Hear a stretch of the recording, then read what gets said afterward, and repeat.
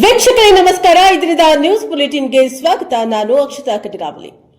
ಒಳ ಮೀಸಲಾತಿ ಹೋರಾಟಗಾರರಿಗೆ ಗೌರವ, ಹೊದಿಕೆರೆ ರಮೇಶ್ ಪ್ರಶಂಸೆ.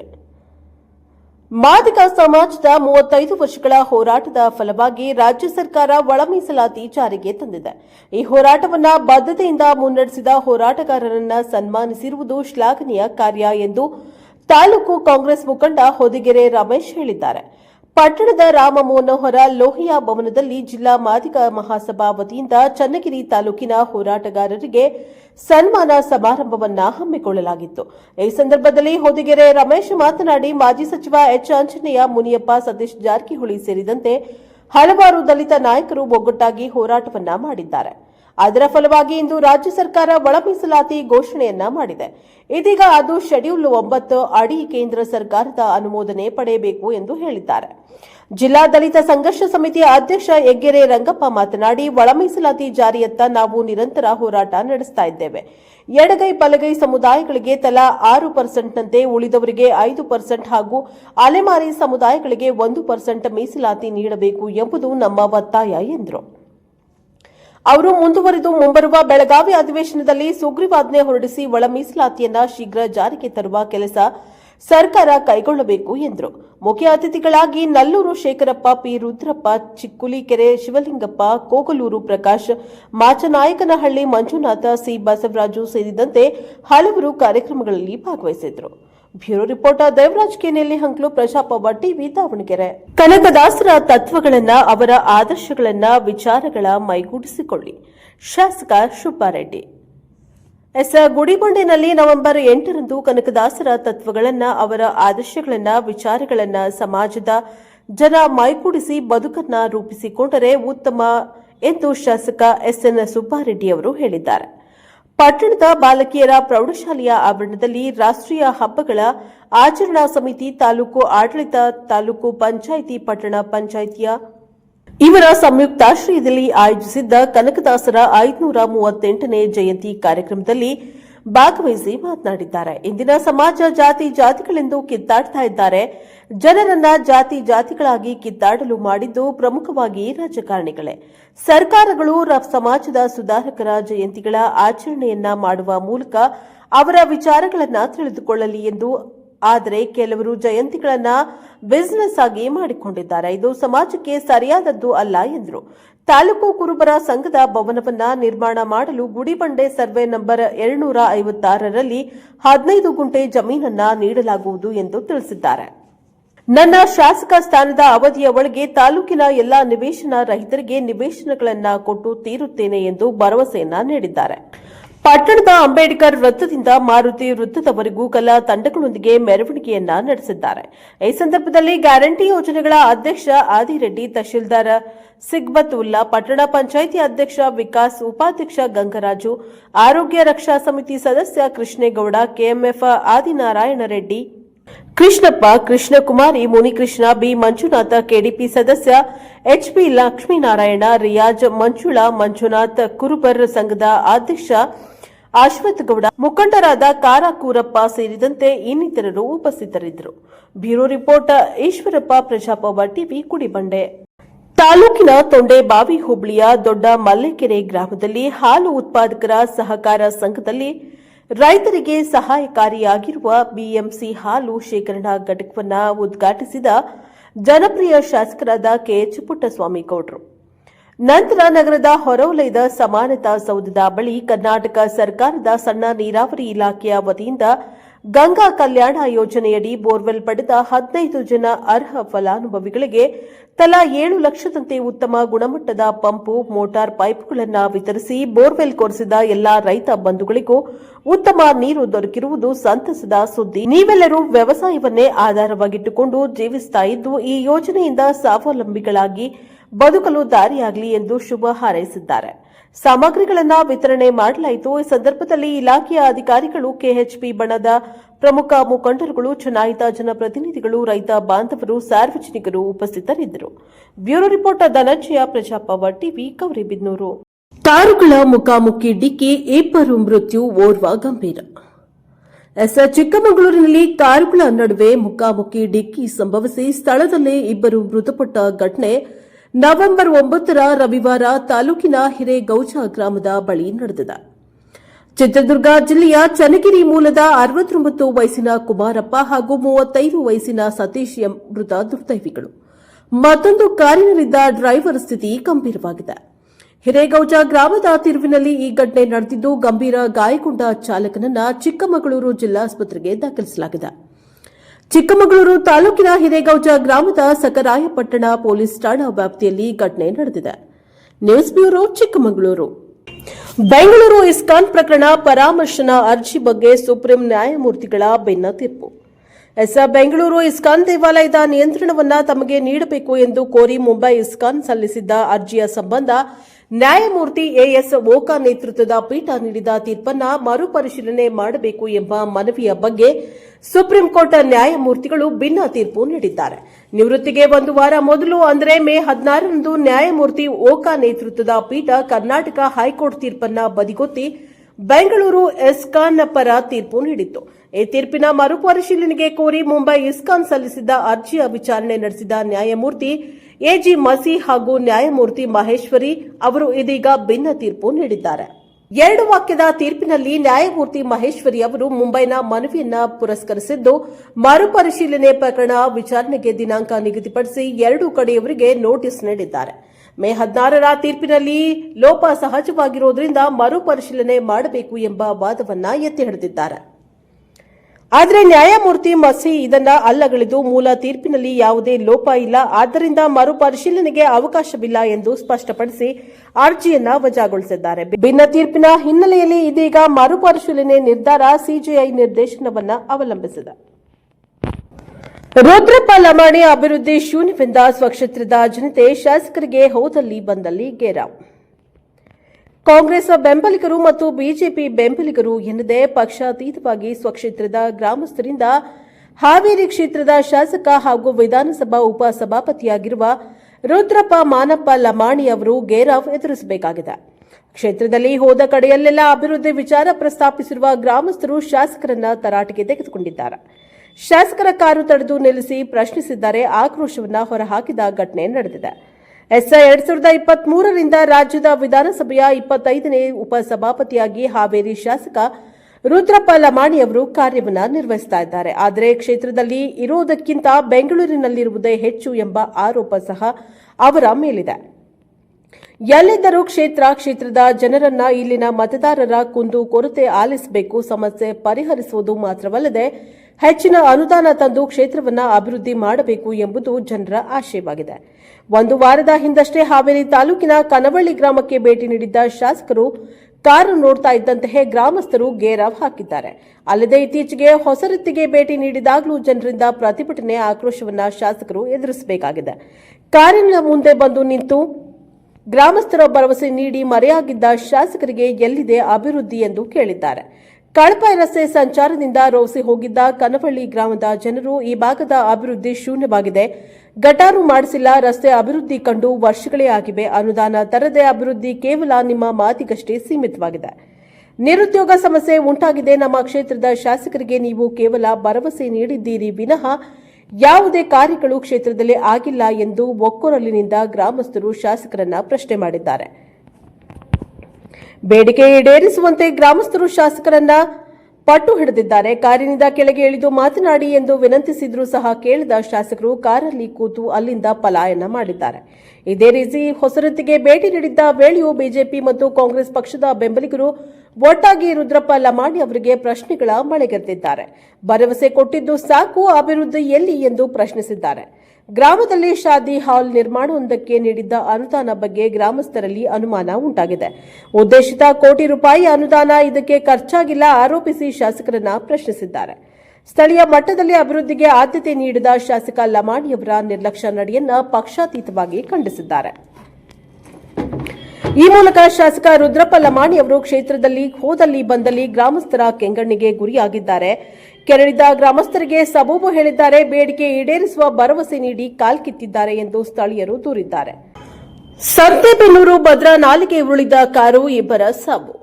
ಚನ್ನಗಿರಿ ತಾಲೂಕಿನ ಹೊಸೂರು ಗ್ರಾಮದ ಭದ್ರಾ ನಾಲೆಗೆ ಚಾಲಕನ ನಿಯಂತ್ರಣ ಕಳೆದುಕೊಂಡ ಕಾರು ಭಾನುವಾರ ನಸುಕಿನಲ್ಲಿ ಉರುಳಿ ಬಿದ್ದು ಇಬ್ಬರು ಮೃತಪಟ್ಟಿದ್ದಾರೆ.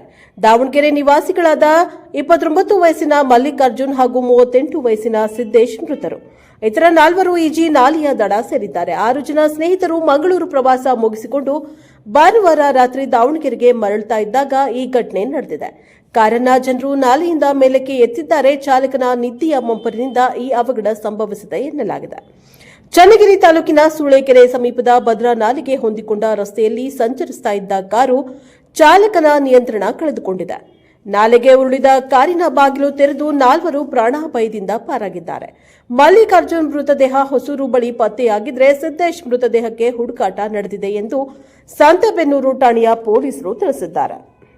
ಪರಪ್ಪನ ಅಗ್ರಹಾರ ಜೈಲೊಳಗೆ ಕೈದಿಗಳಿಗೆ ರಾಜಾತಿಥ್ಯ. ವಿಡಿಯೋ ವೈರಲ್, ತಪಾಸಣೆಗೆ ಸೂಚಿಸಿದ ಎಡಿಜಿಪಿ ದಯಾನಂದ್. ಕೊಲೆ ಪ್ರಕರಣದ ಅಪರಾಧಿ ಉಮೇಶ್ ರೆಡ್ಡಿ, ಚಿನ್ನ ಕಳ್ಳ ಸಾಗಾಣಿಕೆ ಪ್ರಕರಣದ ಪ್ರಮುಖ ಆರೋಪಿ ತರುಣ್ ರಾಜ್ ಪರಪ್ಪನ ಅಗ್ರಹಾರ ಜೈಲಿನ ತಮ್ಮ ಸೆಲ್ಗಳಲ್ಲಿ ಮೊಬೈಲ್ ಬಳಸ್ತಾ ಇದ್ದಾರೆ ಎಂಬ ವಿಡಿಯೋ, ಫೋಟೋಗಳು ಸಾಮಾಜಿಕ ಜಾಲತಾಣಗಳಲ್ಲಿ ವೈರಲ್ ಆಗಿದ್ದು, ಈ ವಿಚಾರ ಸಾರ್ವಜನಿಕ ವಲಯದಲ್ಲಿ ತೀವ್ರ ಚರ್ಚೆಗೆ ಗ್ರಾಸವಾಗಿದೆ.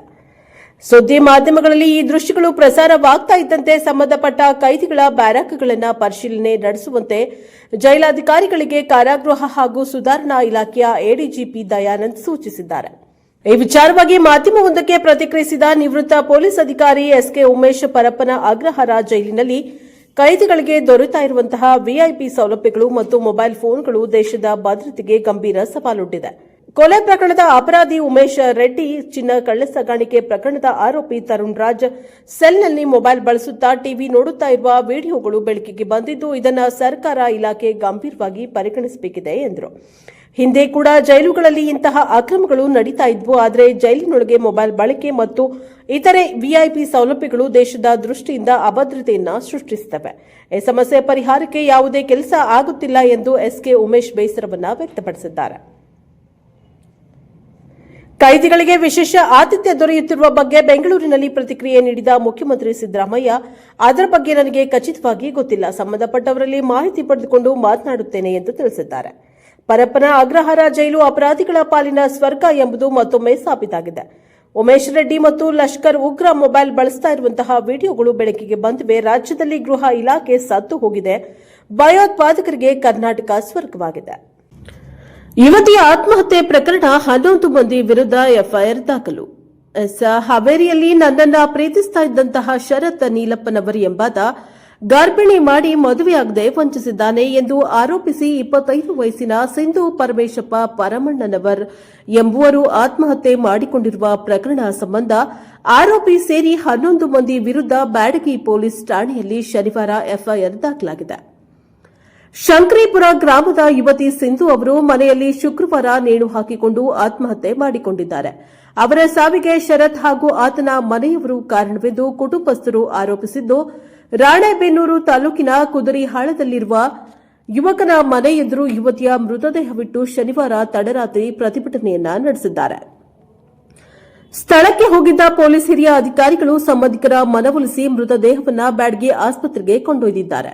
ಶನಿವಾರ ಮೃತದೇಹದ ಪರೀಕ್ಷೆ ಮಾಡಿಸಲಾಗಿದೆ. ಯುವತಿಯ ಸಹೋದರ ನೀಡಿರುವ ದೂರನ್ನ ಆಧರಿಸಿ ಆರೋಪಿ ಶರತ್ ಸೇರಿ 11 ಮಂದಿ ವಿರುದ್ಧ ಪ್ರಕರಣ ದಾಖಲಿಸಿಕೊಂಡಿರುವ ಪೊಲೀಸರು ತನಿಖೆಯನ್ನ ಆರಂಭಿಸಿದ್ದಾರೆ.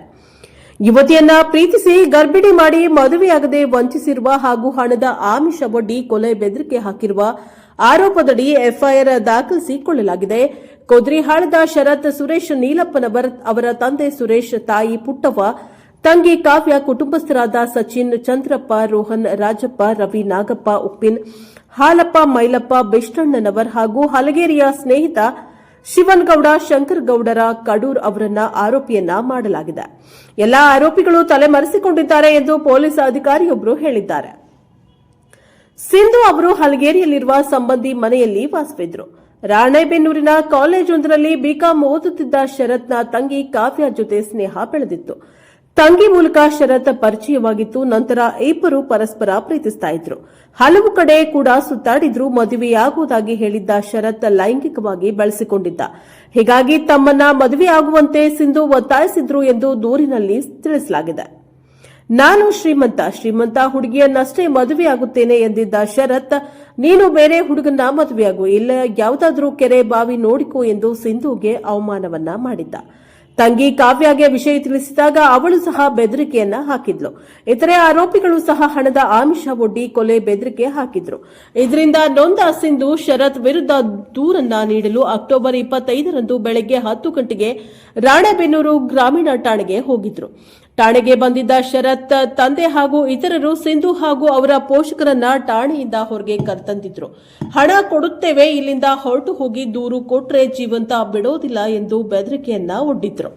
ಮೊಬೈಲ್ ಫೋನ್ ಕಸಿದುಕೊಂಡು ಎಲ್ಲಾ ಸಂದೇಶ ಹಾಗೂ ಫೋಟೋಗಳನ್ನ ಅಳಿಸಿ ಹಾಕಿದ್ರು. ಇದರಿಂದ ಹೆದರಿ ಮನೆಗೆ ಹೋಗಿದ್ದ ಯುವತಿ ಆತ್ಮಹತ್ಯೆಯನ್ನ ಮಾಡಿಕೊಂಡಿದ್ದಾಳೆ ಎಂದು ದೂರಿನಲ್ಲಿ ದಾಖಲಿಸಲಾಗಿದೆ. ಯಶೋಧ ವಂಟಕೋಡಿ ಜಿಲ್ಲಾ ಪೊಲೀಸ್ ವರಿಷ್ಠಾಧಿಕಾರಿ ಮೃತ ಯುವತಿ ಕಡೆಯವರು ಏನೆಲ್ಲ ಆರೋಪ ಮಾಡಿ ದೂರು ಕೊಡುತ್ತಾರೆಯೋ ಎಲ್ಲದರ ಬಗ್ಗೆ ತನಿಖೆ ನಡೆಸಲಾಗುವುದು ಎಂದು ಹೇಳಿದ್ದಾರೆ. ಯುವತಿ ಠಾಣೆಗೆ ಬಂದರೂ ದೂರು ಪಡೆಯದ ಪೊಲೀಸರು ಯುವಕ ಹಾಗೂ ಆತನ ಕುಟುಂಬದವರಿಗೆ ಸಹಕರಿಸಿ ರಾಜಿ ಸಂಧಾನಕ್ಕೆ ಅವಕಾಶ ನೀಡಿದ್ದ ಆರೋಪವಿದೆ. ಈ ಬಗ್ಗೆಯೂ ತನಿಖೆ ನಡೆಸಬೇಕು ಎಂದು ಯುವತಿ ಸಂಬಂಧಿಕರು ಆಗ್ರಹಿಸಿದ್ದಾರೆ. ಪೊಲೀಸರು ದೂರು ಪಡೆದಿದ್ರೆ ಯುವತಿ ಬದುಕಿರ್ತಿದ್ಲು. ಯುವಕ ಆತನ ಮನೆಯವರು ಯುವತಿಗೆ ಬೆದರಿಕೆ ಹಾಕಿದ್ರು. ಪೊಲೀಸರು ಆರೋಪಿಗಳಿಗೆ ಸಹಕರಿಸಿದ್ದಾರೆ. ಎಲ್ಲರ ಒಳಸಂಚಿನಿಂದ ಯುವತಿ ಪ್ರಾಣ ಕಳೆದುಕೊಂಡಿದ್ದಾರೆ. ಹೀಗಾಗಿ ಪೊಲೀಸರ ವಿರುದ್ಧವೂ ಕಾನೂನು ಕ್ರಮ ಜರುಗಿಸಬೇಕು ಎಂದು ಒತ್ತಾಯಿಸಿದ್ದಾರೆ. ಬೆಂಗಳೂರಲ್ಲಿ ದೃಶ್ಯ ಸಿನಿಮಾ ಶೈಲಿಯಲ್ಲಿ ವೃದ್ಧಿಯ ಕೊಲೆ, ಶವ ಬಚ್ಚಿಟ್ಟ ಮಹಿಳೆ ಅರೆಸ್ಟ್ ಆಗಿದ್ದೇ ರೋಚಕ. ಬೆಂಗಳೂರಿನಲ್ಲಿ ರವಿಚಂದ್ರನ್ ನಾಯಕಿಯಾಗಿ ಕಾಣಿಸಿಕೊಂಡ ದೃಶ್ಯ ಸಿನಿಮಾದಲ್ಲಿ ಅಚಾನಕ್ ಆಗಿ ಆಗಿರುವ ಕೊಲೆಯನ್ನ ಮುಚ್ಚಿಡಲು ಎಲ್ಲಾ ಪ್ರಯತ್ನ ಮಾಡಲಾಗುತ್ತೆ. ಇದರಲ್ಲಿ ನಾಯಕ ಯಶಸ್ವಿ ಕೂಡ ಆಗ್ತಾನೆ. ಸಿನಿಮಾ ಭಾರಿ ಮೆಚ್ಚುಗೆಗೆ ಪಾತ್ರವಾಗಿತ್ತು. ಈ ದೃಶ್ಯ ಸಿನಿಮಾ ರೀತಿಯಲ್ಲೇ ಬೆಂಗಳೂರಿನಲ್ಲಿ ವೃದ್ಧೆಯ ಕೊಲೆಯಾಗಿದೆ. ಹತ್ಯೆ ಬಳಿಕ ಮೃತದೇಹ ಬಚ್ಚಿಡಲಾಗಿತ್ತು. ಪ್ರಕರಣ ಗಂಭೀರ ಸ್ವರೂಪ ಪಡೆಯುತ್ತಿದ್ದಂತೆ ಆರೋಪಿ ಮಹಿಳೆ ಎಸ್ಕೇಪ್ ಆಗಿದ್ಲು. ಈ ಪ್ರಕರಣದ ತನಿಖೆ ಆರಂಭಿಸಿದ ಪೊಲೀಸರು ಕೊನೆಗೆ ಮಹಿಳೆಯನ್ನ ಅರೆಸ್ಟ್ ಮಾಡಿದ್ದಾರೆ. ಸರ್ಜಾಪುರ ಪೊಲೀಸ್ ಠಾಣಾ ವ್ಯಾಪ್ತಿಯ ಕೂಗೂರಿನಲ್ಲಿ ಘಟನೆ ನಡೆದಿದೆ. ಕೂಗೂರು ನಿವಾಸಿ 68 ವರ್ಷದ ಭದ್ರಮ್ಮ ಉತ್ತಮ ಜೀವನ ನಡೆಸ್ತಾ ಇದ್ರು. ಕುಟುಂಬಸ್ಥರು ಉತ್ತಮ ಸ್ಥಾನಮಾನದಲ್ಲಿದ್ದರು. ಹೀಗಾಗಿ ಭದ್ರಮ್ಮಳಿಗೆ ಯಾವ ಕೊರತೆಯೂ ಇರಲಿಲ್ಲ. ನೆರೆಹೊರೆಯವರು, ಗ್ರಾಮದವರು ಜೊತೆಗೆ ಉತ್ತಮ ಬಾಂಧವ್ಯ ಹೊಂದಿದ್ರು. ಹೀಗಿರುವಾಗ ಅದೇ ಗ್ರಾಮದ ದೀಪಾ ಅನ್ನೋ ಮಹಿಳೆ ಇದೇ ಭದ್ರಮ್ಮನನ್ನ ಮನೆಗೆ ಕರೆದಿದ್ದಾಳೆ. ಮನೆಯಲ್ಲಿ ಹಬ್ಬದ ಕಾರಣ ವಿಶೇಷ ತಿನಿಸು ಮಾಡಿದ್ದೇವೆ, ಕಜ್ಜಾಯ ಮಾಡಿದ್ದೇವೆ, ನೀವು ಬರಬೇಕು, ಕಜ್ಜಾಯ ಕೊಡುತ್ತೇನೆ, ಹಿರಿಯರಾಗಿರುವ ನೀವು ಬಂದು ಕಜ್ಜಾಯ ಸ್ವೀಕರಿಸಿದ್ರೆ ಅದೇ ನಮಗೆ ನೀಡುವ ಆಶೀರ್ವಾದ ಎಂದು ಬಣ್ಣದ ಮಾತನಾಡಿದ್ದಾಳೆ. ಈ ಕಾಲದಲ್ಲಿ ಹಿರಿಯರಿಗೆ ಗೌರವ ನೀಡುವುದೇ ದೊಡ್ಡ ವಿಚಾರ ಎಂದು ಭದ್ರಮ್ಮ ಕೂಡ ಕಳೆದ ತಿಂಗಳು ದಿನಾಂಕ 30ರಂದು ದೀಪಾ ಮನೆಗೆ ತೆರಳಿದ್ದಾರೆ. ಆದರೆ ದೀಪಾ ಹೇಳಿದ್ದು ಬಿಸಿ ಬಿಸಿ ಕಜ್ಜಾಯ ಅನ್ನೋದು ಭದ್ರಮ್ಮನಿಗೆ ಗೊತ್ತಿರಲಿಲ್ಲ. ಆಕೆಯ ಉದ್ದೇಶದ ಕುರಿತು ಕಿಂಚಿತ್ತೂ ಅನುಮಾನವೂ ಇರಲಿಲ್ಲ. ಎಷ್ಟು ಹೊತ್ತಾದರೂ ಮನೆಗೆ ಭದ್ರಮ್ಮ ವಾಪಸ್ ಆಗಿಲ್ಲ.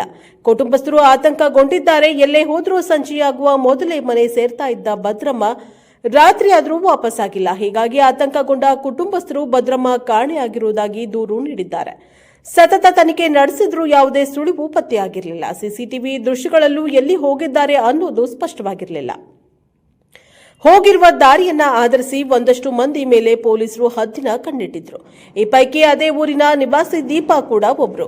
ದೀಪಾ ನಡೆ ಮೇಲೆ ಅನುಮಾನಗೊಂಡ ಪೊಲೀಸರು ವಶಕ್ಕೆ ಪಡೆದು ವಿಚಾರಣೆಯನ್ನ ನಡೆಸಿದ್ದಾರೆ. ವಿಚಾರಣೆ ವೇಳೆ ಅನುಮಾನ ಮತ್ತಷ್ಟು ಬಲಗೊಂಡಿದೆ. ಆಕೆಯು ತನಗೇನೂ ಗೊತ್ತಿಲ್ಲ ಎಂದು ಹೇಳುತ್ತಿದ್ದಂತೆ ಪೊಲೀಸ್ ಭಾಷೆಯಲ್ಲಿ ವಿಚಾರಣೆ ಆರಂಭಗೊಂಡಿದೆ. ಈ ವೇಳೆ ನಡೆದ ಘಟನೆ ಬಾಯ್ಬಿಟ್ಟಿದ್ದಾಳೆ. ಕಜ್ಜಾಯ ನೀಡಲು ಮನೆಗೆ ಕರೆದ ವೃದ್ಧೆ ಭದ್ರಮ್ಮನನ್ನ ದೀಪಾ ಹತ್ಯೆ ಮಾಡಿದ್ದಾಳೆ. ಯಾವುದೇ ಅಳುಕು ಅಂಚಿಲ್ಲದೆ ಭದ್ರಮ್ಮ ಹತ್ಯೆ ಮಾಡಿದ ದೀಪಾ ಬಳಿಕ ದೃಶ್ಯ ಸಿನಿಮಾ ರೀತಿ ಮೃತದೇಹವನ್ನ ಬಚ್ಚಿಟ್ಟಿದ್ದಾಳೆ. ಸಿನಿಮಾದಲ್ಲಿ ಪೊಲೀಸ್ ಠಾಣೆ ಅಡಿಯಲ್ಲಿ ಬಚ್ಚಿಟ್ಟರೆ ಇಲ್ಲಿ ದೀಪಾ ತನ್ನ ಮನೆಯಲ್ಲೇ ಮೃತದೇಹವನ್ನ ಬಚ್ಚಿಟ್ಟಿದ್ದಾಳೆ. ಆದರೆ ಕೆಲ ದಿನಗಳ ಬಳಿಕ ಮೃತದೇಹದ ದುರ್ವಾಸನೆ ಹೆಚ್ಚಾಗಿದೆ. ಹೀಗಾಗಿ ಕಾರಿನಲ್ಲಿ ಮೃತದೇಹ ತುಂಬಿಕೊಂಡು ತಿಮ್ಮಸಂದ್ರ ಕೆರೆಯಲ್ಲಿ ಎಸೆದು ಪರಾರಿಯಾಗಿದ್ದಾಳೆ. ಚಿನ್ನಾಭರಣಕ್ಕಾಗಿ ಭದ್ರಮ್ಮನ ಕೊಲೆ ಮಾಡಿದ್ದಾಳೆ. ಆರೋಪಿ ದೀಪಾ ನೀಡಿದ ಮಾಹಿತಿ ಆಧರಿಸಿ ಸ್ಥಳ ಪರಿಶೀಲನೆ ನಡೆಸಿದಾಗ ವೃದ್ಧೆಯ ಮೃತದೇಹ ಕೊಳೆತ ಸ್ಥಿತಿಯಲ್ಲಿ ಪತ್ತೆಯಾಗಿದೆ. ಸ್ಥಳಕ್ಕೆ ಬೆಂಗಳೂರು ಗ್ರಾಮಾಂತರ ಅಡಿಷನಲ್ ಎಸ್ಪಿ ವೆಂಕಟೇಶ್ ಪ್ರಸನ್ನ ಭೇಟಿ ನೀಡಿ ಪರಿಶೀಲನೆಯನ್ನ ನಡೆಸಿದ್ದಾರೆ. ಸರ್ಜಾಪುರ ಪೊಲೀಸ್ ಠಾಣೆಯಲ್ಲಿ ಪ್ರಕರಣ ದಾಖಲಾಗಿದೆ. ಮೊಳಕಾಲ್ಮೂರು ಕ್ಷೇತ್ರದ ಶಾಸಕ ಎನ್ವೈ ಗೋಪಾಲಕೃಷ್ಣರವರು ಮಾದಿಗ ಸಮುದಾಯಕ್ಕೆ ಮೋಸ ಮಾಡುವ, ಅನ್ಯಾಯ ಮಾಡುವ ಅಥವಾ ಕಡೆಗಣಿಸುವ ವ್ಯಕ್ತಿಯಲ್ಲ. ಜಿಲ್ಲೆಯಲ್ಲಿ ಅತ್ಯುತ್ತಮ ಶಾಸಕರು ಎಂದು ಕೆಪಿಸಿಸಿ ರಾಜ್ಯ ಸಂಚಾಲಕ ಎಸ್ಎ ವಿಭಾಗ ಹಿರೇಹಳ್ಳಿ ಮಲ್ಲೇಶ್ ರವರು ಮಾತನಾಡಿದ್ದಾರೆ. ಪಟ್ಟಣದ ಪ್ರವಾಸಿ ಮಂದಿರದಲ್ಲಿ ಶನಿವಾರ ಸುದ್ದಿಗೋಷ್ಠಿಯಲ್ಲಿ ಮಾತನಾಡಿದ ಅವರು, ಕೆಲವು ಪತ್ರಿಕೆಗಳಲ್ಲಿ ಪ್ರಕಟಗೊಂಡಿರುವುದನ್ನು ನಾವುಗಳು ಗಮನಿಸಿದ್ದೇವೆ. ನಾಯಕನಹಟ್ಟಿ ಪಟ್ಟಣ ಪಂಚಾಯಿತಿ ವ್ಯಾಪ್ತಿಯಲ್ಲಿನ ಸಮುದಾಯದ ಸಹೋದರರು, ಕ್ಷೇತ್ರದ ಶಾಸಕರು ಮಾದಿಗ ಸಮುದಾಯಕ್ಕೆ ಸ್ಥಳೀಯವಾಗಿ ರಾಜಕೀಯ ಪ್ರಾತಿನಿಧ್ಯವನ್ನ ಇಲ್ಲದಾಗಿಸುವ ಹುನ್ನಾರಕ್ಕೆ ಮುಂದಾಗಿದ್ದಾರೆ ಮತ್ತು ಪಟ್ಟಣ ಪಂಚಾಯಿತಿಯ ನಾಮನಿರ್ದೇಶನ ಸದಸ್ಯರನ್ನ ಆಯ್ಕೆ ಮಾಡುವಲ್ಲಿ ಮಾದಿಗ ಸಮುದಾಯವನ್ನ ಕೈಬಿಟ್ಟಿದ್ದಾರೆ ಎಂಬ ಆರೋಪಗಳನ್ನು ಸಮುದಾಯದ ಮುಖಂಡರು ಮಾಡಿರುವುದು ಸತ್ಯಕ್ಕೆ ದೂರವಾದವು. ಕೆರೆಯಾಗಳಹಳ್ಳಿ, ಭೀಮನಕೆರೆ, ಗಿಡ್ಡಾಪುರ, ಮನ್ನೇಕೋಟೆ, ಕೋಡಿಹಳ್ಳಿ, ತಳಕು, ದೇವರಡ್ಡಿಹಳ್ಳಿ, ಕುದಾಪುರ, ಹಿರೇಹಳ್ಳಿ, ಬೇಡರಡ್ಡಿಹಳ್ಳಿ, ಬಂಜಿಗೆರೆ, ತುಮಕರ್ಲಹಳ್ಳಿ, ಚಿಕ್ಕಬೋನಹಳ್ಳಿ, ಚಟ್ರಹಳ್ಳಿ, ಚಿಕ್ಕೇನಹಳ್ಳಿ, ರಲ್ಹಳ್ಳಿ, ಕರಡಿಹಳ್ಳಿ, ಹಾನಗಲ್ಲ, ನಾಗಸಮುದ್ರ, ರಾಂಪುರ, ಸಿದ್ದಯ್ಯನಕೋಟೆ, ಅಂಬೇಡ್ಕರ್ ಭವನಕ್ಕೆ ತಲಾ ಒಂದು ಗ್ರಾಮಕ್ಕೆ 20 ಲಕ್ಷ ರೂಪಾಯಿಗಳಂತೆ 44 ಲಕ್ಷ ರೂಪಾಯಿ ಹಣ ಬಿಡುಗಡೆ ಮಾಡಿದ್ದಾರೆ. ಮುಂದಿನ ದಿನಗಳಲ್ಲಿ ಯಾವುದೇ ರೀತಿಯ ಸಮಿತಿಗಳಲ್ಲಿ ಆಯ್ಕೆ ಮಾಡುವಾಗ ಎಲ್ಲ ಸಮುದಾಯದವರನ್ನ ಗಮನದಲ್ಲಿಟ್ಟುಕೊಂಡು ಆಯ್ಕೆ ಮಾಡುವಾಗ ಶಾಸಕರ ಗಮನಕ್ಕೆ ತಂದು ಆಯ್ಕೆ ಮಾಡಲಾಗುವುದು ಎಂದು ಭರವಸೆಯನ್ನ ನೀಡಿದ್ದಾರೆ. ಸಾಮಾಜಿಕ ನ್ಯಾಯವನ್ನ ಕೊಟ್ಟಿದ್ದಾರೆ. ಪ್ರತಿಯೊಂದು ಗ್ರಾಮ ಪಂಚಾಯಿತಿಗಳಲ್ಲಿ ಪರಿಶಿಷ್ಟ ಜಾತಿಗೆ ಮೀಸಲಾಗಿದ್ದರೆ ಇಂತಹ ಪಂಚಾಯಿತಿಗಳಲ್ಲಿ ಅಧ್ಯಕ್ಷರು, ಉಪಾಧ್ಯಕ್ಷರನ್ನಾಗಿ ಮಾದಿಗ ಸಮುದಾಯದವರನ್ನೇ ಮಾಡಿದ್ದಾರೆ. ಕೆಲವರು ತಮ್ಮ ಬೇಳೆ ಬೇಯಿಸಿಕೊಳ್ಳುವುದಕ್ಕೆ ಈ ತರ ಮಾಡುತ್ತಿದ್ದಾರೆ ಎಂದರು. ಪಟ್ಟಣ ಪಂಚಾಯಿತಿ ಸದಸ್ಯ ಜಾಗನೂರನಹಟ್ಟಿ ಎಂಟಿ ಮಂಜುನಾಥ್ ಮಾತನಾಡಿ, ಶಾಸಕ ಎನ್ವೈ ಗೋಪಾಲಕೃಷ್ಣರವರು ಮಾದಿಗ ಸಮುದಾಯದ ಮಹಿಳೆಯನ್ನ ಅಧ್ಯಕ್ಷರನ್ನಾಗಿ ಮಾಡಿದ್ದಾರೆ. ಅದರಲ್ಲಿ ಮಾದಿಗ, ಲಿಂಗಾಯತರು, ಗೊಲ್ಲರು ಅಂತ ಜಾತಿ ಭೇದ ಮಾಡಲಿಲ್ಲ. ನಾವು ಅವರೊಂದಿಗೆ ಅನ್ಯೋನ್ಯತೆಯಲ್ಲಿ ಇದ್ದೇವೆ. ಪ್ರತಿ ಚುನಾವಣೆಗಳು ಸಹ ಕೆಲಸ ಮಾಡಿದ್ದೇವೆ. ನಮ್ಮ ಪಕ್ಷದವರು ಹೇಳಿಕೊಟ್ಟಿರುವುದನ್ನು ಖಂಡಿಸುತ್ತೇವೆ. ನನ್ನ ವಾರ್ಡ್ಗೆ 20 ಲಕ್ಷ ಅನುದಾನವನ್ನ ನೀಡಿದ್ದಾರೆ. ಎನ್ವೈ ಗೋಪಾಲಕೃಷ್ಣರವರು ಸರಳ ಸಜ್ಜನಿಕೆಯ ವ್ಯಕ್ತಿ. ಅವರಲ್ಲಿ ಅಷ್ಟೇ ಕೋಪ ಇರುತ್ತೆ, ಅಷ್ಟೇ ಪ್ರೀತಿ ಇರುತ್ತೆ ಎಂದು ಹೇಳಿದ್ದಾರೆ. ಪಟ್ಟಣ ಪಂಚಾಯಿತಿ ಮಾಜಿ ಸದಸ್ಯರಾದ ಆರ್ ಶ್ರೀಕಾಂತ್ ಮಾತನಾಡಿ, ಎನ್ವೈ ಗೋಪಾಲಕೃಷ್ಣರವರು ಎಲ್ಲಾ ಜಾತಿ ಜನಾಂಗದವರಿಗೆ ಸಾಮಾಜಿಕ ನ್ಯಾಯ ಕೊಡುವ ವ್ಯಕ್ತಿ. ಮಾದಿಗ ಸಮುದಾಯವನ್ನ, ಮಹಿಳೆಯರನ್ನ ಅಧ್ಯಕ್ಷನಾಗಿ ಮಾಡಿದ್ದಾರೆ. ಪಟ್ಟಣದಲ್ಲಿ ಒಳ್ಳೆ ಕೆಲಸ ಕಾರ್ಯಗಳು ನಡೆಯುತ್ತಿದೆ. ಬೇರೆ ಜನಾಂಗಕ್ಕೆ ಸಾಮಾಜಿಕ ನ್ಯಾಯವನ್ನು ಒದಗಿಸ್ತಾ ಇದ್ದಾರೆ. ಪರಿಶಿಷ್ಟ ಪಂಗಡ, ಅಲ್ಪಸಂಖ್ಯಾತರು, ಕುರುಬ ಜನಾಂಗದವರಿಗೆ ನಾಮನಿರ್ದೇಶನ ಸದಸ್ಯರನ್ನಾಗಿ ಮಾಡಿದ್ದಾರೆ. ಈ ಹಿಂದೆ ಹೊಸದಾಗಿ ಪಟ್ಟಣ ಪಂಚಾಯಿತಿ ಆದ ಸಂದರ್ಭದಲ್ಲಿ ಪರಿಶಿಷ್ಟ ಜಾತಿ ಮಹಿಳೆಗೆ ಆಶ್ರಯ ಕಮಿಟಿ ಸದಸ್ಯೆಯನ್ನ ಮಾಡಿ ಮಾನವೀಯತೆಯನ್ನ ಮೆರೆದಿದ್ದಾರೆ. ಮಾದಿಗ ಸಮುದಾಯಕ್ಕೆ ಯಾವುದೇ ತರಹದ ಅನ್ಯಾಯ ಮಾಡಿಲ್ಲ. ಅವರು ಕೆಟ್ಟ ದೃಷ್ಟಿಯಿಂದ ನೋಡಿಲ್ಲ. ಎಲ್ಲಾ ಜನಾಂಗಕ್ಕೆ ಒಂದೇ ಎಂದೇ ಭಾವಿಸಿದ್ದಾರೆ. ನಾಯಕನಹಟ್ಟಿ ಪಟ್ಟಣದ ಎಕೆ ಕಾಲೋನಿ ಶಾಲೆಗೆ 5 ಲಕ್ಷ ರೂಪಾಯಿ ವೆಚ್ಚದಲ್ಲಿ ಹೊಸ ಹೈಟೆಕ್ ಶೌಚಾಲಯ ಆಗಿದ್ದು ಟೆಂಡರ್ ಕರೆದಿದ್ದಾರೆ ಎಂದು ಅವರು ಮಾತನಾಡಿದ್ದಾರೆ. ಈ ಸಂದರ್ಭದಲ್ಲಿ ಉಪಸ್ಥಿತರಾದ ತಳುಕು ಮತ್ತು ನಾಯಕನಹಟ್ಟಿ ಬ್ಲಾಕ್ ಎಸ್ಸಿ ವಿಭಾಗ ಅಧ್ಯಕ್ಷರಾದಂತಹ ಆರ್ ಬಸಪ್ಪ, ನೇಹ ಮಲ್ಲೇಶ, ಮಾಜಿ ಗ್ರಾಮ ಪಂಚಾಯಿತಿ ಸದಸ್ಯ ಆರ್ ಶ್ರೀಕಾಂತ್, ಎತ್ತಿನಹಟ್ಟಿ ತಿಪ್ಪೇಸ್ವಾಮಿ, ವೆಂಕಟೇಶ್, ಕೆಪಿಸಿಸಿ ರಾಜ್ಯ ಸಂಚಾಲಕ ಹಿರೇಹಳ್ಳಿ ಮಲ್ಲೇಶ್ ಹಾಗೂ ಕಾಂಗ್ರೆಸ್ ಪಕ್ಷದ ಮುಖಂಡರುಗಳು ಹಾಜರಿದ್ದರು. Bureau report Harish, Nayakanahatti, Prajaprabha TV, Chitradurga. Hunsur ತಾಲೂಕಿನಲ್ಲಿ ಬಿಜೆಡ್ ಜಮೀರ್ ಅಹಮದ್ ಖಾನ್ ಅಭಿಮಾನಿ ಬಳಗದ ವತಿಯಿಂದ ವಿಶೇಷ ಪ್ರಾರ್ಥನೆ. ಕರ್ನಾಟಕ ರಾಜ್ಯದಲ್ಲಿ ತಮ್ಮ ಖಾತೆಯನ್ನ ಅಚ್ಚುಕಟ್ಟಾಗಿ ನಿಭಾಯಿಸುವಲ್ಲಿ ಹಾಗೂ ಬಡವರ ಪಾಲಿನ ಕಣ್ಮಣಿ ಎಂದೇ ದಿನನಿತ್ಯ ಚರ್ಚೆಯಲ್ಲಿರುವ ನಮ್ಮ ನಾಯಕರಾದ ಬಿಜೆಡ್ ಜಮೀರ್ ಅಹಮದ್ ಖಾನ್ ಅವರಿಗೆ ಮುಂದಿನ ರಾಜ್ಯದ ಉಪಮುಖ್ಯಮಂತ್ರಿ ಸ್ಥಾನವನ್ನ ನೀಡಬೇಕು ಹಾಗೂ ಹುಣಸೂರಿನ ಮಾಜಿ ಶಾಸಕ ಎಚ್ಪಿ ಮಂಜುನಾಥ್ ಅವರಿಗೆ ಎಂಎಲ್ಸಿ ಜೊತೆಗೆ ಸಚಿವ ಸ್ಥಾನವನ್ನ ಕಲ್ಪಿಸಬೇಕು ಮತ್ತು ಮೈಸೂರು ಜಿಲ್ಲಾ ಸಲಹಾ ಸಮಿತಿಯ ಅಧ್ಯಕ್ಷ ಆಜಿಜುಲ್ಲಾ ಅಜ್ಜು ಅವರಿಗೆ ರಾಜ್ಯ ವಕ್ಫ್ ಬೋರ್ಡ್ ಅಧ್ಯಕ್ಷರಾಗಿ ಮಾಡಬೇಕು ಹಾಗೂ ಹಾಗೂ ಮೈಸೂರು ನಗರ ಪಾಲಿಕೆ ಮಾಜಿ ಸದಸ್ಯ ಸಮಿ ಅಜ್ಜು ಅವರಿಗೆ ಮೈಸೂರು ನಗರ ಪಾಲಿಕೆ ಮೇಯರ್ ಆಗಿ ಅವಕಾಶ ನೀಡಬೇಕು. ಬಿಜೆಡ್ ಗ್ರೂಪಿನ ಹುಣಸೂರು ತಾಲೂಕು ಅಧ್ಯಕ್ಷ ಯಾಸಿರ್ ಖಾನ್ ದರ್ಗಾದಲ್ಲಿ ವಿಶೇಷವಾಗಿ ಪ್ರಾರ್ಥನೆಯನ್ನ ಸಲ್ಲಿಸಿದ್ದಾರೆ. ಇದರ ಜೊತೆಗೆ ಶಫಿ ಅಹಮದ್, ಅಜೀಂ ಮುಬಾರಕ್, ರಿಜ್ವಾನ್ ಆಯನ್ ವಿಶೇಷ ಪ್ರಾರ್ಥನೆಗೆ ಸಾಥ್ ನೀಡಿದ್ದಾರೆ. Bureau report Maseem Sharif, Prajaprabha TV, Hunsur. ಮತದಾನದ ಹಕ್ಕನ್ನ ಕಸಿದುಕೊಳ್ಳುವುದನ್ನ ಕೊನೆಗೊಳಿಸುವ ಸಲುವಾಗಿ ಸಾರ್ವಜನಿಕ ಸಹಿ ಸಂಗ್ರಹಿಸುವ ಅಭಿಯಾನಕ್ಕೆ ಬಿಟಿಎಂ ವಿಧಾನಸಭಾ ಕ್ಷೇತ್ರದ ಶ್ರೀರಾಮಲಿಂಗಾರೆಡ್ಡಿ, ಸಾರಿಗೆ ಮತ್ತು ಮುಜರಾಯಿ ಇಲಾಖೆ ಸಚಿವರು ಹಾಗೂ ವಿಜಿಎನ್ಆರ್ ಬಾಬು, ಮಾಜಿ ಬಿಬಿಎಂಪಿ ಸದಸ್ಯರ ಮಾರ್ಗದರ್ಶನದಲ್ಲಿ ಇಂದು ಮದಿನಾನಗರ ಕುಪ್ಪಸ್ವಾಮಿ ಲೇಔಟ್ನಲ್ಲಿ ಚಾಲನೆಯನ್ನ ನೀಡಲಾಗಿತ್ತು. ಇದೇ ಸಂದರ್ಭದಲ್ಲಿ ಕಾಂಗ್ರೆಸ್ ಮುಖಂಡರಾದ ಬಿಆರ್ ರಂಗಧಾಮ, ಮತ್ತು ಯೋಗೇಶ್ ರವರು ಸಹಿ ಸಂಗ್ರಹದಲ್ಲಿ ಭಾಗವಹಿಸಿದರು. Bureau reporter Vedamurthy, Prajaprabha TV, Bengaluru. Shankarnag ಗ್ರಾಮೀಣ ಆಟೋ ಚಾಲಕರ ಸಂಘದಿಂದ 72ನೇ ವರ್ಷದ ಹುಟ್ಟುಹಬ್ಬ ಆಚರಣೆ. ಸಿಂಧನೂರು ನಗರದ ಪ್ರವಾಸಿ ಮಂದಿರದ ಮುಂಭಾಗದಲ್ಲಿ ಶಂಕರ್ನಾಗ್ ಗ್ರಾಮೀಣ ಆಟೋ ಚಾಲಕರ ಸಂಘದಿಂದ ನಟ ದಿವಂಗತ ಶಂಕರ್ನಾಗ್ ಅವರ 72ನೇ ವರ್ಷದ ಹುಟ್ಟುಹಬ್ಬವನ್ನು ಆಚರಿಸಲಾಯಿತು. ನಟ ಶಂಕರ್ನಾಗ್ ಅವರ ಭಾವಚಿತ್ರಕ್ಕೆ ಹೂಮಾಲೆ ಹಾಕಿ ಕೇಕ್ ಕತ್ತರಿಸಿ ಸಂಭ್ರಮಿಸಿದ ಅಭಿಮಾನಿಗಳು ಪ್ರತಿ ವರ್ಷವೂ ಆಟೋ ಚಾಲಕರೆಲ್ಲರೂ ಒಟ್ಟಾಗಿ ಶಂಕರ್ನಾಗ್ ಅವರ ಸವಿನೆನಪಿಗಾಗಿ ಹುಟ್ಟುಹಬ್ಬವನ್ನು ಆಚರಿಸುತ್ತಾ ಬಂದಿದ್ದು, ಅವರ ಹುಟ್ಟುಹಬ್ಬದ ನಿಮಿತ್ತ ಅನ್ನಪ್ರಸಾದ ವ್ಯವಸ್ಥೆ ಮಾಡಲಾಗಿದೆ ಎಂದು ಶಂಕರ್ನಾಗ್ ಅಭಿಮಾನಿ ತಿಳಿಸಿದ್ದಾರೆ. ಈ ಸಂದರ್ಭದಲ್ಲಿ ಗೌರವಾಧ್ಯಕ್ಷರಾದ ಮಹಮ್ಮದ್ ಹಸೀನಾ, ಅಧ್ಯಕ್ಷರಾದ ಮಲ್ಲಿಕಾರ್ಜುನ್ ಸಾಲಗುಂದ, ಮೆಹಬೂಬ್, ರಮೇಶ್ ರೌಡ್ಕುಂದ, ರಾಘವೇಂದ್ರ ಗಾಂಧಿನಗರ, ತಿಮ್ಮಣ್ಣ ಗೋರೆಬಾಳ್, ಹನುಮಂತ ಆಟೋ, ಅಮೀನ್ ಸಾಬ್ ಗಾಂಧಿನಗರ, ಶರಣಪ್ಪ ಗೋರೆಬಾಳೆ ಕ್ಯಾಂಪ್ ಸೇರಿದಂತೆ ಆಟೋ ಚಾಲಕರು, ಮಾಲೀಕರು ಇದ್ದರು. Bureau reporter Venkatesh Nayak, Prajaprabha TV, Sindhanur.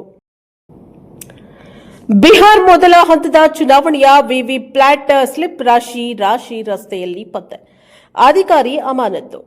Bihar ವಿಧಾನಸಭಾ ಚುನಾವಣೆಗೆ ನವೆಂಬರ್ 6ರಂದು ಹಂತ 1ನೇ ಮತದಾನ ನಡೆದ ಕೆಲವು ದಿನಗಳ ನಂತರ ಸಮಸ್ತಿಪುರದ ಕಾಲೇಜು ಬಳಿ ರಸ್ತೆಗಳಲ್ಲಿ ವಿವಿಪ್ಯಾಟ್ ಸ್ಲಿಪ್ಗಳ ರಾಶಿ ಬಿದ್ದಿರುವುದು ಕಂಡುಬಂದ ನಂತರ ರಾಜಕೀಯ ಗದ್ದಲ ಭುಗಿಲೆದ್ದಿದೆ. ಈ ವಿಷಯಕ್ಕೆ ಸಂಬಂಧಿಸಿದಂತೆ ನಿರ್ಲಕ್ಷ್ಯ ವಹಿಸಿದ್ದಕ್ಕಾಗಿ ಇಬ್ಬರು ಚುನಾವಣಾ ಆಯೋಗದ ಅಧಿಕಾರಿಗಳನ್ನು ಅಮಾನತುಗೊಳಿಸಲಾಗಿದೆ. ಈ ವಿಷಯ ಗಮನ ಸೆಳೆದಂತೆ ಮುಖ್ಯ ಚುನಾವಣಾ ಆಯುಕ್ತ ಜ್ಞಾನೇಶ್ ಕುಮಾರ್ ಶನಿವಾರ ಈ ಬಗ್ಗೆ ಸ್ಪಷ್ಟಪಡಿಸಿದ್ದಾರೆ. ಇವಿಎಂಗಳು ಉತ್ತಮವಾಗಿ ಕಾರ್ಯನಿರ್ವಹಿಸುತ್ತವೆಯೇ ಎಂದು ಪರಿಶೀಲಿಸಲು ನಿಜವಾದ ಮತದಾನಕ್ಕೆ ಮೊದಲು ನಡೆದ ಅಣುಕು ಮತದಾನದಲ್ಲಿ ಎಸೆಯಲಾದ ಸ್ಲಿಪ್ಗಳನ್ನು ಬಳಸಲಾಗಿದೆ. ಜಿಲ್ಲೆಯ ಕೆಎಸ್ಆರ್ ಕಾಲೇಜು ಬಳಿಯ ರಸ್ತೆಯಲ್ಲಿ ಹರಡಿರುವ ವಿವಿಎಟಿ ಸ್ಲಿಪ್ಗಳನ್ನು ತೋರಿಸಿರುವ ಹಲವಾರು ವಿಡಿಯೋಗಳು ಸಾಮಾಜಿಕ ಮಾಧ್ಯಮಗಳಲ್ಲಿ ವೈರಲ್ ಆಗಿವೆ. ಚಿನ್ನಕ್ಕಾಗಿ ವೃದ್ಧೆಯನ್ನ ಕೊಂದು ಮೂಟೆ ಕಟ್ಟಿದ ಗೃಹಿಣಿ. ಆನೇಕಲ್ ತಾಲೂಕಿನ ಕೂಗೂರು ಗ್ರಾಮದ ಗೃಹಿಣಿಯೊಬ್ಬರು ಕಜ್ಜಾಯ ಕೊಡುವುದಾಗಿ ವಾರದ ಹಿಂದೆ ಮನೆಗೆ ಕರೆದುಕೊಂಡು ಹೋಗಿ ಕೊಂದು ಮೂಟೆಯಲ್ಲಿ ತುಂಬಿದ್ದರು. ಕೊಗ್ಗೂರು ಗ್ರಾಮದ 68 ವಯಸ್ಸಿನ ಭದ್ರಮ್ಮ ಎಂಬ ವೃದ್ಧೆಯನ್ನ ಅದೇ ಗ್ರಾಮದ 30 ವಯಸ್ಸಿನ ದೀಪಾ ಎಂಬ ಗೃಹಿಣಿ ಕೊಂದು ಶವವನ್ನ ಮೂಟೆಯಲ್ಲಿ ತುಂಬಿ 2 ದಿನ ಮನೆಯಲ್ಲಿ ಕಟ್ಟಿಟ್ಟಿದ್ದರು. ಭದ್ರಮ್ಮ ಧರಿಸಿದ್ದ ಚಿನ್ನಾಭರಣಕ್ಕಾಗಿ ಕೊಲೆ ಮಾಡಿರುವುದಾಗಿ ವಿಚಾರಣೆ ವೇಳೆ ದೀಪಾ ತಪ್ಪೊಪ್ಪಿಕೊಂಡಿದ್ದಾರೆ ಎಂದು ಪೊಲೀಸರು ತಿಳಿಸಿದ್ದಾರೆ.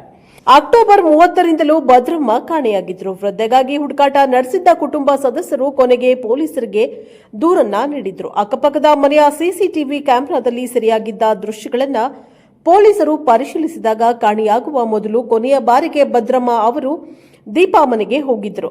ಅಲ್ಲಿಂದ ಮರಳಿ ಬಂದಿರುವುದು ಕ್ಯಾಮೆರಾದಲ್ಲಿ ಸೆರೆಯಾಗಿರಲಿಲ್ಲ. ಪೊಲೀಸರು ಈ ಬಗ್ಗೆ ದೀಪಾನನ್ನ ವಿಚಾರಣೆ ನಡೆಸಿದಾಗ ನೈಜ ಘಟನೆ ಹೊರಬಿದ್ದಿದೆ. ಸರ್ಜಾಪುರ ಇನ್ಸ್ಪೆಕ್ಟರ್ ನವೀನ್ ನೇತೃತ್ವದ ತಂಡ ತನಿಖೆ ನಡೆಸಿ ಆರೋಪಿಯನ್ನ ಪತ್ತೆ ಹಚ್ಚಿದೆ. ಶವದ ಮರಣೋತ್ತರ ಪರೀಕ್ಷೆಯನ್ನ ನಡೆಸಲಾಗಿದೆ. ಸರ್ಜಾಪುರ ಪೊಲೀಸ್ ಠಾಣೆಯಲ್ಲಿ ಕೊಲೆ ಪ್ರಕರಣ ದಾಖಲಾಗಿದೆ. ಸ್ಥಳಕ್ಕೆ ಎಎಸ್ಪಿ ವೆಂಕಟೇಶ್ ಪ್ರಸನ್ನ, ಡಿವೈಎಸ್ಪಿ ಮೋಹನ್ ಕುಮಾರ್ ಭೇಟಿ ನೀಡಿ ಪರಿಶೀಲನೆಯನ್ನ ನಡೆಸಿದ್ದಾರೆ. ನಿರ್ಜನ ಪ್ರದೇಶದಲ್ಲಿ 6 ದಿನದ ಹಸುಗೂಸು ಪತ್ತೆ, ಸಾರ್ವಜನಿಕರಿಂದ ರಕ್ಷಣೆ. ನಿರ್ಜನ ಪ್ರದೇಶದಲ್ಲಿ 7 ದಿನಗಳ ಹಸುಗೂಸು ಪತ್ತೆಯಾಗಿರುವ ಘಟನೆ ದೊಡ್ಡಬಳ್ಳಾಪುರದ ತಿರುಮಗೊಂಡನಹಳ್ಳಿ ಬಳಿ ನಡೆದಿದೆ.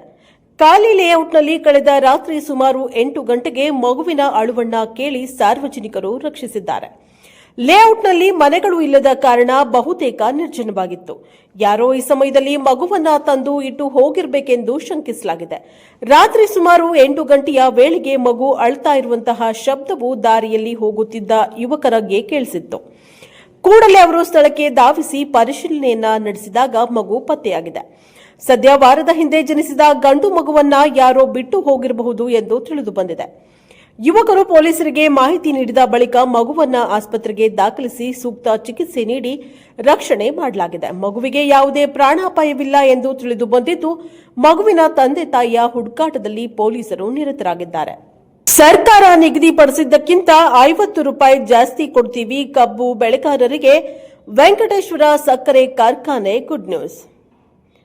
ಕಬ್ಬಿಗೆ 3,500 ದರ ನಿಗದಿ ಮಾಡುವಂತೆ ಆಗ್ರಹಿಸಿ ರೈತರು ರಾಜ್ಯಾದ್ಯಂತ ತೀವ್ರ ಹೋರಾಟ ಮಾಡಿದ ಬಳಿಕ ನಿನ್ನೆಯಷ್ಟೇ ರಾಜ್ಯ ಸರ್ಕಾರ 3,300 ರೂಪಾಯಿಯನ್ನ ಪ್ರತಿ ಟನ್ಗೆ ದರ ನಿಗದಿ ಮಾಡಿರುವ ಬಗ್ಗೆ ಘೋಷಣೆ ಮಾಡಿತ್ತು. ಈ ಬೆನ್ನಲ್ಲೇ ಇದೀಗ ಬೆಳಗಾವಿ ಜಿಲ್ಲೆಯ ನಿಪ್ಪಾಣಿ ತಾಲೂಕಿನ ಬೆಡಕಿಹಾಳ ಗ್ರಾಮದಲ್ಲಿರುವ ವೆಂಕಟೇಶ್ವರ ಸಕ್ಕರೆ ಕಾರ್ಖಾನೆ ಕಬ್ಬು ಬೆಳೆಗಾರರಿಗೆ ಸಿಹಿ ಸುದ್ದಿಯನ್ನ ನೀಡಿದೆ. ಎಸ್ ಸ್ವರೂಪ ಮಹಾದೇವರಾವ್ ಮಹಾಡಿಕ ಎಂಬವರ ಒಡೆತನದಲ್ಲಿರುವ ವೆಂಕಟೇಶ್ವರ ಸಕ್ಕರೆ ಕಾರ್ಖಾನೆಯು 1 ಟನ್ ಕಬ್ಬಿಗೆ 3,350 ರೂಪಾಯಿ ನೀಡುವುದಾಗಿ ಹೇಳಿದೆ. ಈ ಮೂಲಕ ಸರ್ಕಾರ ನಿಗದಿಪಡಿಸಿದ ದರಕ್ಕಿಂತ 50 ರೂಪಾಯಿ ಹೆಚ್ಚಿಗೆ ನೀಡಲು ವೆಂಕಟೇಶ್ವರ ಸಕ್ಕರೆ ಕಾರ್ಖಾನೆ ಒಪ್ಪಿಗೆ ನೀಡಿದೆ. ಈ ಮೊದಲು ಕಬ್ಬು ಬೆಳೆಗಾರರಿಗೆ 50 ರೂಪಾಯಿ ಹೆಚ್ಚು ಹಣವನ್ನ ಕಾರ್ಖಾನೆ ಮಾಲೀಕರು ಕೊಡಬೇಕು ಎಂದು ಸಿಎಂ ಸಿದ್ದರಾಮಯ್ಯ ಹೇಳಿದರು. ಮಾಲೀಕರ ಎದುರೇ ಇದನ್ನ ನಿರ್ಧಾರ ಮಾಡಿದ್ದೇವೆ. ಹೇಳಿರೋದೊಂದು ಮಾಡಿರೋದೊಂದು ಅಲ್ಲ. ಮಾಲೀಕರ ಎದುರಿಗೆ ಎಲ್ಲವನ್ನ ಹೇಳಿದ್ದೇನೆ. ಜೂಮ್ ಮೀಟಿಂಗ್ನಲ್ಲಿ ಡಿಸಿ ಬಂದು ಹೇಳೋವರೆಗೂ 3,200 ರೂಪಾಯಿಗೆ ಒಪ್ಪಿರಲಿಲ್ಲ. ಡಿಸಿ ಹೇಳಿದ ಮೇಲೆ ಒಪ್ಪಿಕೊಂಡ್ರು. ನಾನು ಬಹಳ ಸ್ಪಷ್ಟವಾಗಿ ಹೇಳಿದ್ದೇನೆ, 50 ರೂಪಾಯಿ ಕಾರ್ಖಾನೆಗಳು ಕೊಡಬೇಕು. ಸರ್ಕಾರ 50 ರೂಪಾಯಿ ಕೊಡಲಿದೆ. ಒಟ್ಟು 3,300 ರೂಪಾಯಿ ಕೊಡಬೇಕು ಎಂದು ನಿರ್ಧಾರ ಆಗಿದೆ ಎಂದಿದ್ರು. ಈ ನಿರ್ಣಯವನ್ನ ಸರ್ಕಾರ ಇದೀಗ ಅಧಿಕೃತಗೊಳಿಸಿದೆ. ಸರ್ಕಾರದಿಂದ ಅಧಿಕೃತ ಘೋಷಣೆ. ಕಬ್ಬು ಬೆಳೆಗಾರರಿಗೆ ಹೆಚ್ಚುವರಿ ಹಣ ನೀಡುವಂತೆ ಸರ್ಕಾರ ಇಂದು ಅಧಿಕೃತವಾಗಿ ಆದೇಶವನ್ನ ಹೊರಡಿಸಿದೆ. ಕಬ್ಬು ಬೆಳೆಗಾರರಿಗೆ ಆಗ್ರಹಕ್ಕೆ ಮಣಿದು ನಿನ್ನೆ ಸಿಎಂ ಸಿದ್ದರಾಮಯ್ಯ ಅವರು ಸಕ್ಕರೆ ಕಾರ್ಖಾನೆ ಮಾಲೀಕರು ಹಾಗೂ ರೈತ ಮುಖಂಡರೊಂದಿಗೆ ಸುದೀರ್ಘ ಸಭೆ ನಡೆಸಿ ಈ ಮೇಲಿನಂತೆ ದರ ನಿಗದಿ ವಿಚಾರವಾಗಿ ತೀರ್ಮಾನ ಕೈಗೊಂಡು ಮೌಖಿಕವಾಗಿ ಕಬ್ಬು ದರ ನಿಗದಿ ಕುರಿತಾಗಿ ಪರಿಷ್ಕೃತ ದರವನ್ನು ಘೋಷಿಸಿದ್ದಾರೆ. ಕನಕದಾಸರ 538ನೇ ಜಯಂತ್ಯೋತ್ಸವ ಹಾಗೂ ಕನ್ನಡ ರಾಜ್ಯೋತ್ಸವ ಕಾರ್ಯಕ್ರಮ. ಯಲಹಂಕದಲ್ಲಿ ದಾಸರಿಗೆಲ್ಲ ಶ್ರೇಷ್ಠ ದಾಸ ಕನಕದಾಸರ 538ನೇ ಜಯಂತ್ಯೋತ್ಸವ ಹಾಗೂ ಕನ್ನಡ ರಾಜ್ಯೋತ್ಸವ ಕಾರ್ಯಕ್ರಮವನ್ನು ಸೋಲದೇವನಹಳ್ಳಿಯ ಸರ್ಕಾರಿ ಹಿರಿಯ ಪ್ರಾಥಮಿಕ ಪಾಠಶಾಲಾ ಆವರಣದಲ್ಲಿ ನಡೆಯಿತು. ಯಲಹಂಕ ಶಾಸಕರಾದ ಎಸ್ಆರ್ ವಿಶ್ವನಾಥ ಅವರು ಧ್ವಜಾರೋಹಣ ನೆರವೇರಿಸಿ ಕನಕದಾಸರ ಭಾವಚಿತ್ರಕ್ಕೆ ಪುಷ್ಪಾರ್ಚನೆಯನ್ನ ಮಾಡಿದ್ದಾರೆ. ನಂತರ ಸುದ್ದಿಗಾರರೊಂದಿಗೆ ಮಾತನಾಡಿದ ಶಾಸಕರು, ನಾವೆಲ್ಲ ಜಾತಿಯನ್ನ ಬಿಟ್ಟು ಮೂಢ ನಂಬಿಕೆಗಳನ್ನ ಬದಿಗಿಟ್ಟು ನಮ್ಮ ರಾಜ್ಯದ ಒಳಿತಿಗಾಗಿ ಸಂಕಲ್ಪ ಮಾಡಬೇಕು ಹಾಗೂ ಕನಕದಾಸರ ಕೀರ್ತನೆಗಳನ್ನ ನಮ್ಮ ಜೀವನದಲ್ಲಿ ಅಳವಡಿಸಿಕೊಳ್ಳಬೇಕು ಎಂದರು. ಈ ಸಂದರ್ಭದಲ್ಲಿ ಯಲಹಂಕ ಶಾಸಕರಾದ ಎಸ್ಆರ್ ವಿಶ್ವನಾಥ, ಡಿಎಸ್ಎಸ್ ಅಧ್ಯಕ್ಷರು ಹಾಗೂ ಸಮಾಜ ಸೇವಕರಾದ ಚನ್ನಕೇಶವಣ್ಣ, ಮುಖಂಡರುಗಳಾದ ಗಿಡ್ಡೇಗೌಡ, ಬಸವರಾಜ್, ದೇವಪ್ಪ, ಚಂದ್ರಪ್ಪ, ಮಾಳಪ್ಪ ಮುಂತಾದವರು ಹಾಜರಿದ್ದರು. Bureau report Hanumantharaju, Prajaprabha TV, Yelahanka. ರಸ್ತೆ ಗುಂಡಿ ಮುಚ್ಚುವಂತೆ ಗುಂಡಿಗೆ ಬೂದ ಗುಂಬಳಕಾಯಿ ಬಡದಿ ಪೂಜೆ. ಬೆಂಗಳೂರಿನಲ್ಲಿ ಅತಿ ಹೆಚ್ಚು ತೆರಿಗೆ ಸಂಗ್ರಹವಾಗುವ ಕ್ಷೇತ್ರ ಎಂಬ ಖ್ಯಾತಿಯನ್ನ ಹೊಂದಿರುವ ಮಹದೇವಪುರ ಕ್ಷೇತ್ರ ಇದೀಗ ಅತಿ ಹೆಚ್ಚು ರಸ್ತೆ ಗುಂಡಿ ಬಿದ್ದಿರುವ ಕ್ಷೇತ್ರ ಎಂಬ ಕುಖ್ಯಾತಿ ಗಳಿಸಿದ್ದು, ಆದಷ್ಟು ಬೇಗನೆ ಕ್ಷೇತ್ರದ ಶಾಸಕರು ಹಾಗೂ ಅಧಿಕಾರಿಗಳು ರಸ್ತೆ ಗುಂಡಿ ಮುಚ್ಚುವಂತೆ ಆಗ್ರಹಿಸಿ ಕಾಂಗ್ರೆಸ್ ಮುಖಂಡರು ವಿನೂತನವಾಗಿ ಪ್ರತಿಭಟನೆಯನ್ನ ನಡೆಸಿದ್ದಾರೆ. ವಾಹನ ಸವಾರರಿಗೆ ಅಪಾಯವಾಗದಂತೆ ರಸ್ತೆ ಗುಂಡಿಗೆ ಬೂದ ಗುಂಬಳಕಾಯಿ ಒಡೆದು ಪೂಜೆಯನ್ನ ಸಲ್ಲಿಸಿ ವಿನೂತನ ಪ್ರತಿಭಟನೆಯನ್ನ ನಡೆಸಿದ್ದಾರೆ.